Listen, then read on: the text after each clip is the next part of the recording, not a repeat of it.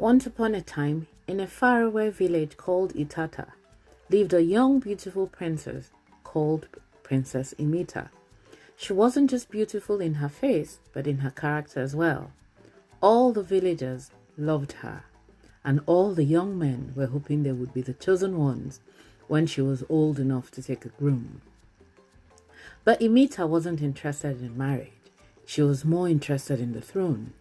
She was the only child of her father, the king, so the kingdom would automatically be hers when the time came for her father to embark on the journey to the great beyond. Her mother had taken this journey when she was only 7 years old. It was a journey of no return, they said. Imita had spent several days sitting outside waiting for her mother to return, but she never did. Everything changed when her mother died. Nobody says die in the village, but Imita preferred it. It was easier than speaking in parables. If she had been told that her mother had died, it might have been easier for her to accept it. What was the place of no return? It was impossible for her 7-year-old mind to understand it. Why would anyone go on a journey of no return? It made no sense to her. As soon as she found out it meant death, and she was old enough to understand death, it became easier for her. Her mother had not abandoned her as she thought. Her mother had simply died. Her father, the king, refused to take another wife. This caused many problems in the village. In those days, many men married 2 or 3 wives, and the kings married a lot more. But her father, King Tita, had married only her mother and refused to marry any other, even after her death. The chiefs tried very hard to persuade him, but he was adamant. "What do I need another wife for?" he asked them. "I have a child."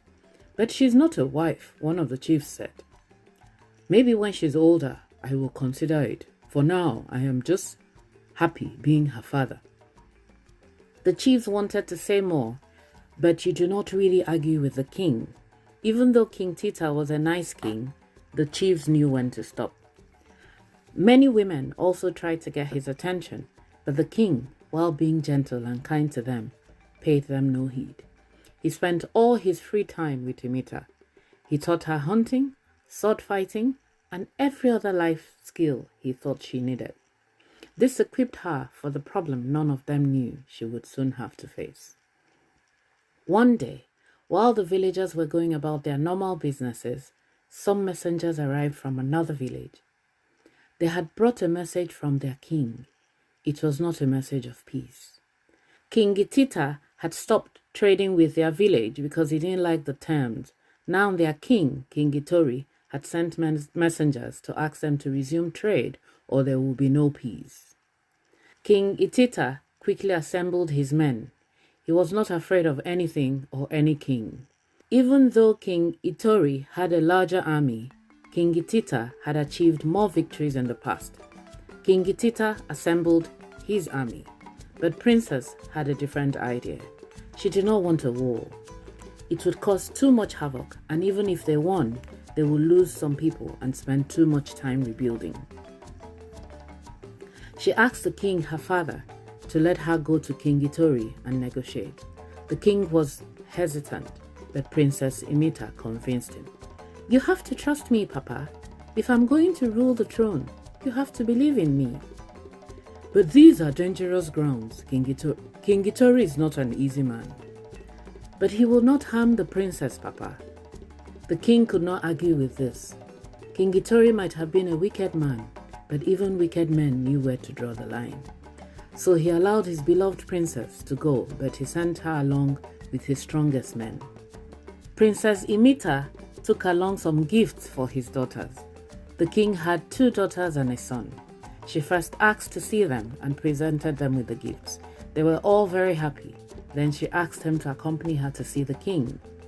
She told the king a story her mother had told her about the animal who ended up losing everything because he wanted to take everything. She asked what would happen to his children if something happened to him. Was he really ready to risk their lives because of some money? She spoke loud and convincingly. Before the king could say anything, his youngest daughter started to cry. The king was torn. He told her to go home and he would send word the next day. The next day, the king sent a message. This time, it was a message of peace. He told King Itita that he would accept his terms of trade. He also sent gifts. The king was very pleased with his daughter. "You are as wise as your mother." This really made Imita happy. She liked hearing about her mother, whom she had loved very much. She had averted what could have been a very heavy crisis. The villagers were happy, and that day, everyone danced and made merry.